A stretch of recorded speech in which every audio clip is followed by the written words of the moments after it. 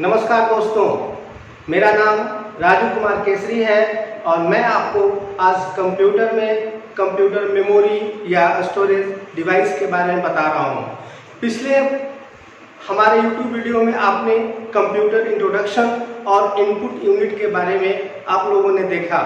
Input मैंने आपको शुरू में बताया था, कंप्यूटर के अंदर कोई भी काम हम 4 चरणों में पूरा करते हैं और कंप्यूटर इन चारों चरणों के लिए अलग अलग प्रकार के हार्डवेयरों का उपयोग करता है। अभी हम हार्डवेयर के बारे में पढ़ रहे हैं। यहाँ पे आज हम आपको कंप्यूटर मेमोरी या स्टोरेज डिवाइस के बारे में बताएंगे। चूंकि इसके नाम से ही स्पष्ट है, स्टोरेज डिवाइस मतलब एक ऐसी मेमोरी, एक ऐसा हार्डवेयर जिसका उपयोग हम कंप्यूटर में अपने फाइलों को, अपने सॉफ्टवेयरों को, अपने डेटा को, अपनी सूचनाओं को रख सकें। समय के अनुसार जैसे जैसे कंप्यूटर में बदलाव हुआ, कंप्यूटर के सभी हार्डवेयरों में भी बदलाव हुआ, कंप्यूटर मेमोरी में भी बहुत सारे बदलाव हुए। समय के अनुसार अलग अलग प्रकार के कंप्यूटर मेमोरियों का आविष्कार हुआ। शुरुआत में कंप्यूटर में डाटा सिर्फ अक्षर और संख्यात्मक रूप में होते थे, अतः उस समय बहुत बड़े और बहुत फास्ट गति वाले मेमोरियों की कोई ज़रूरत नहीं थी। शुरू में आपने देखा होगा कंप्यूटर में मेमोरी के रूप में मैग्नेटिक रील का प्रयोग होता था। मतलब ऐसी मेमोरी जिसमें प्लास्टिक के रील्स होते थे, जिसपे मैग्नेटिक का कोटेड लगा होता था और उनमें डाटा रिकॉर्ड होते थे। आपने वीसीआर का कैसेट देखा होगा या फिर ऑडियो कैसेट जो पहले आते थे सॉन्ग सुनने के लिए, उसको आपने देखा होगा। लेकिन आज हमारी कंप्यूटर की उपयोगिता बहुत ज़्यादा बढ़ गई है। आज हम कंप्यूटर में बहुत अलग अलग प्रकार के डेटा रखने में उपयोग करते हैं, जैसे audio, video, picture, movie, file, digital photos और बहुत सारी चीज़ों की आवश्यकता पड़ती है। मेमोरी भी समय के अनुसार बहुत सारे बदले हैं। तो चलिए आज हम कंप्यूटर मेमोरी की यात्रा पे चलते हैं। ओवरऑल देखा जाए तो कंप्यूटर मेमोरी में जितने भी डिवाइसेस यूज होते हैं उनको 2 भागों में बांटा गया है। पहला होता है प्राइमरी मेमोरी, इसको हम लोग मेन मेमोरी भी बोलते हैं, मेन मेमोरी, या इसको हम लोग इंटरनल मेमोरी भी बोल सकते हैं, इंटरनल मेमोरी। और दूसरा होता है सेकेंडरी मेमोरी,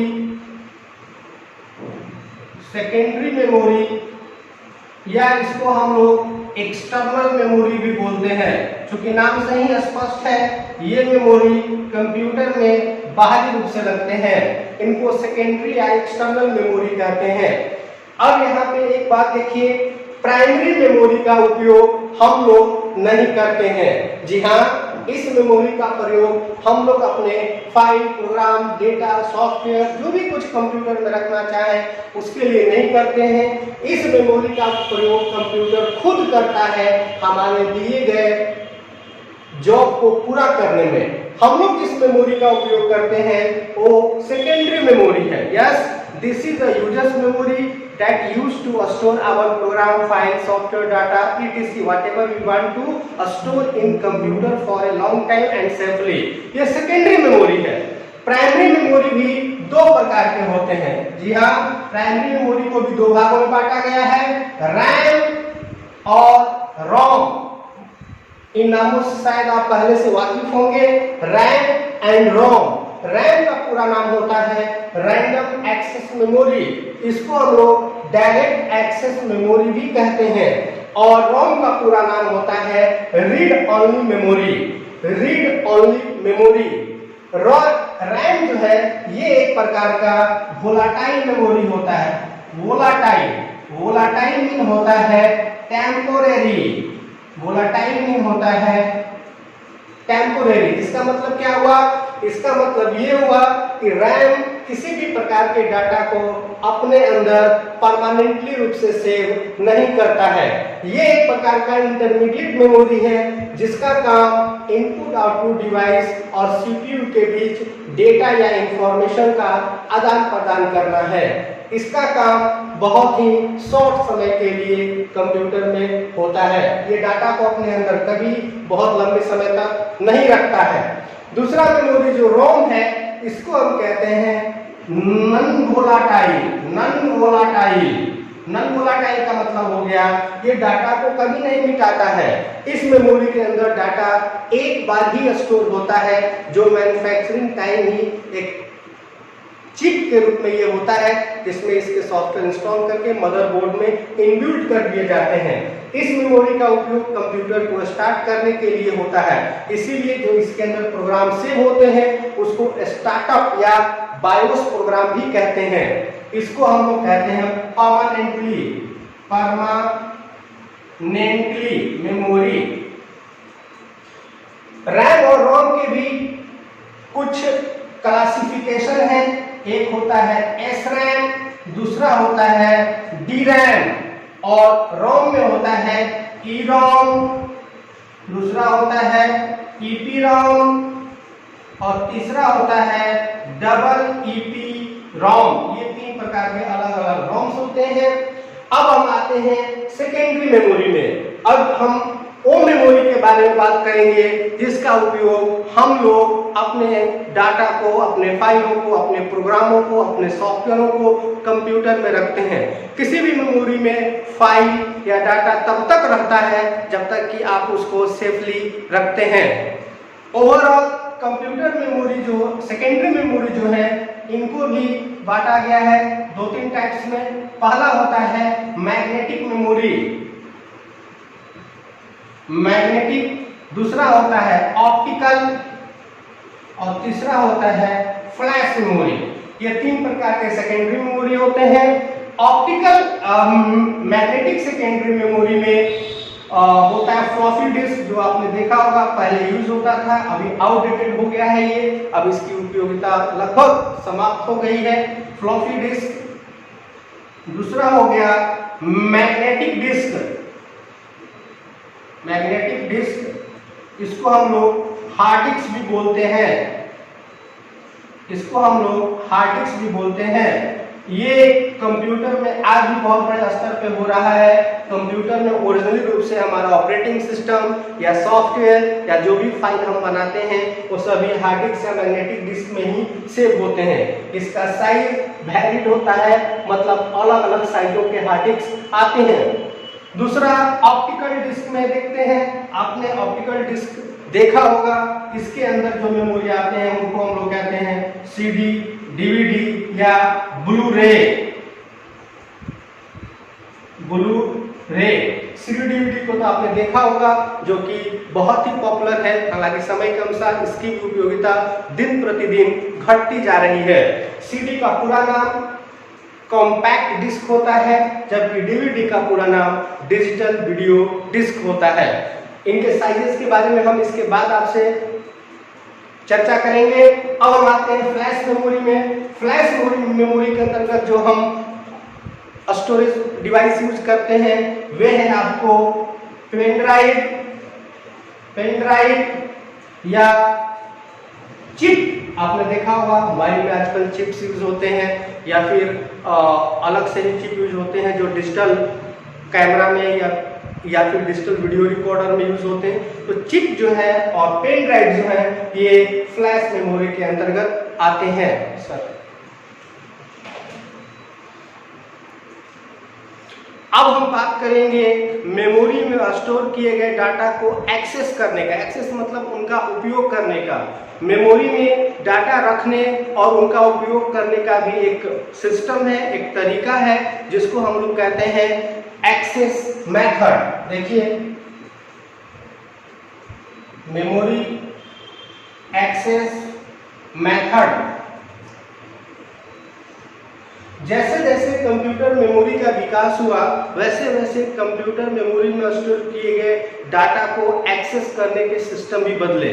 जब शुरुआत में मैग्नेटिक टेप यूज होते थे डाटा रखने के लिए, जिसमें रील के रूप में डाटा रखे जाते थे, उनमें डेटा एक्सेसिंग का जो मेथड था वो सीक्वेंशियल था। जी हाँ, उनमें सबसे पहला जो मेथड है वो है सीक्वेंशियल एक्सेस।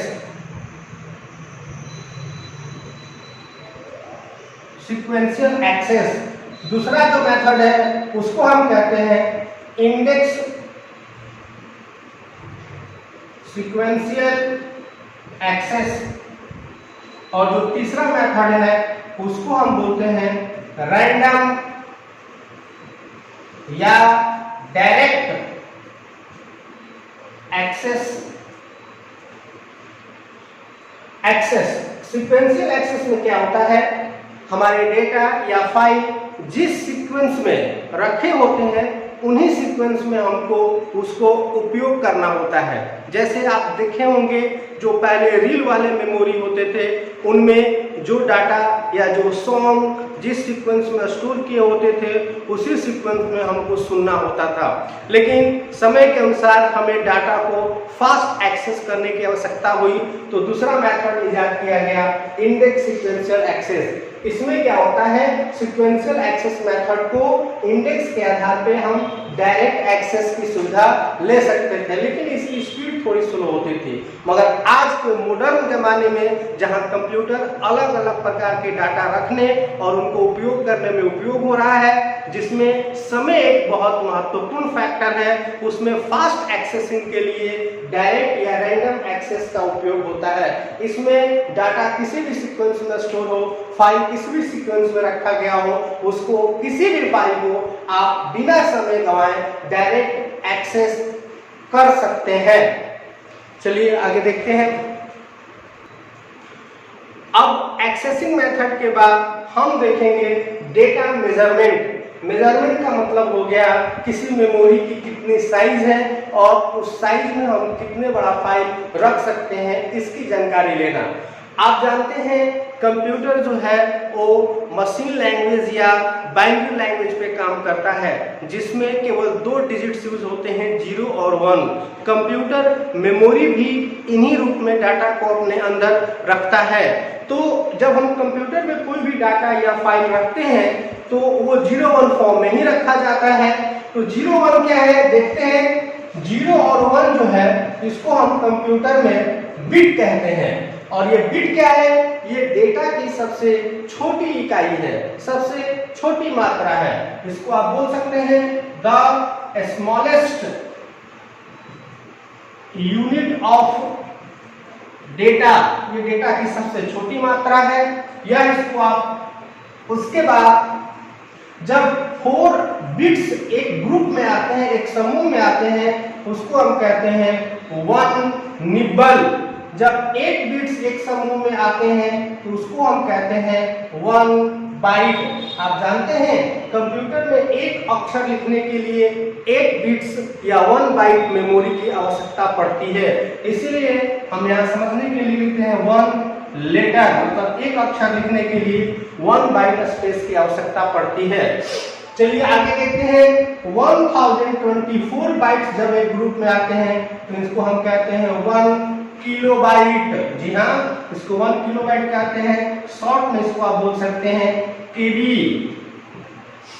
जब 1024 किलोबाइट जब हम एक समूह में लेते हैं उसको हम कहते हैं 1 मेगाबाइट। शॉर्ट में हम कहते हैं एमबी।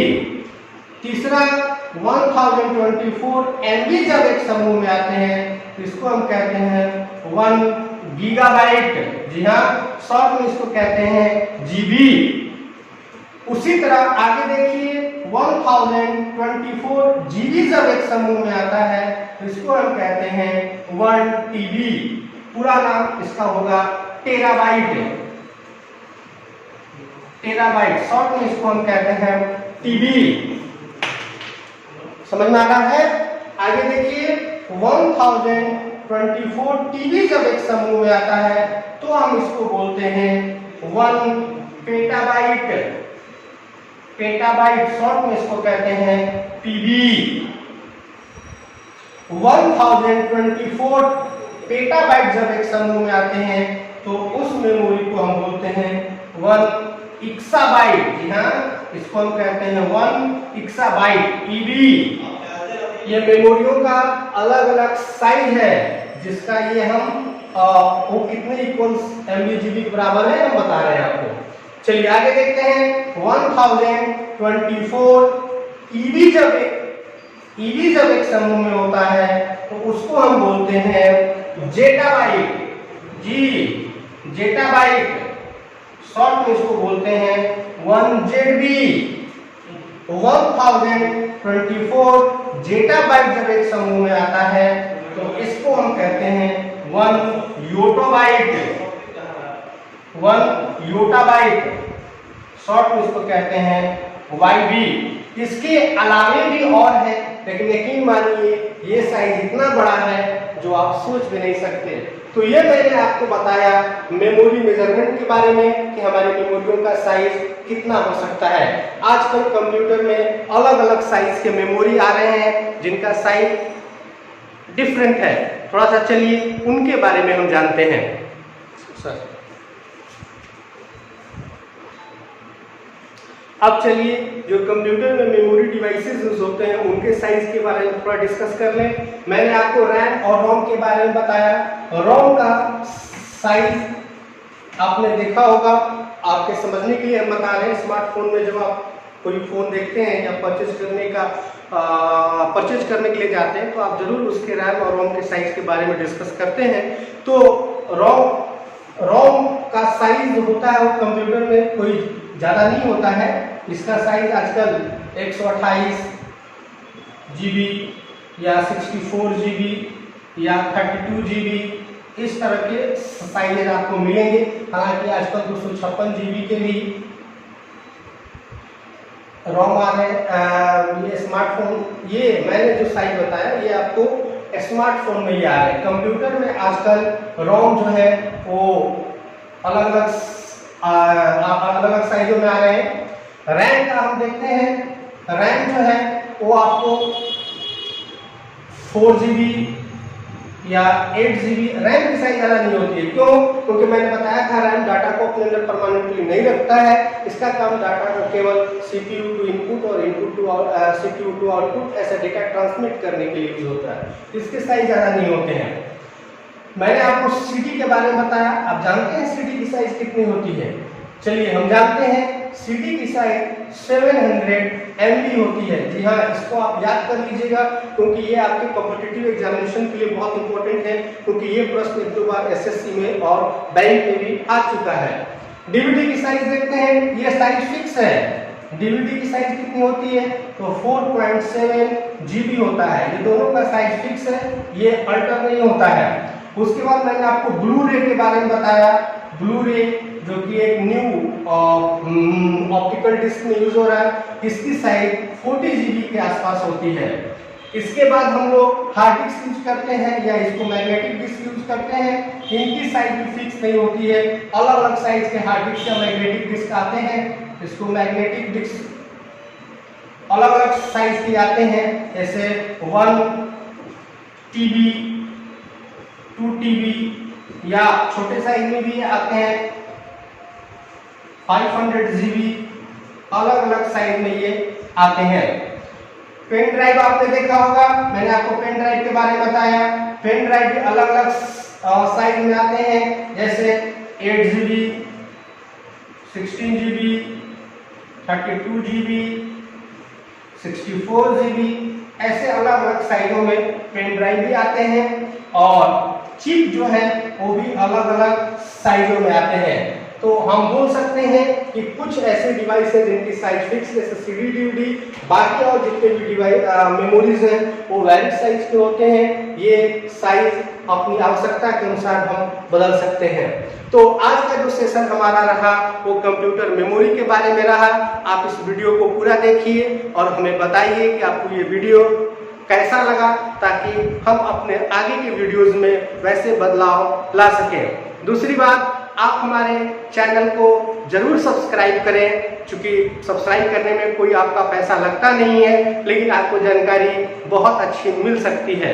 दूसरी बात, हम अपने इस चैनल के माध्यम से आपको कंप्यूटर के भिन्न भिन्न कोर्सेज के बारे में भी बताएंगे, ताकि घर बैठे बिल्कुल फ्री में, जी हाँ बिल्कुल फ्री में DCA, ADCA, अकाउंटिंग, टैली के बारे में आप जानकारी प्राप्त कर सकते हैं और अपने नॉलेज को बढ़ा सकते हैं। तो एक बार फिर हम आप सभी लोगों से आग्रह करेंगे कि आप हमारे चैनल को जरूर सब्सक्राइब करें, इसके बेल आइकन को दबावें और अधिक से अधिक मात्रा में शेयर करें, ताकि और लोग इसका फायदा उठा सकें।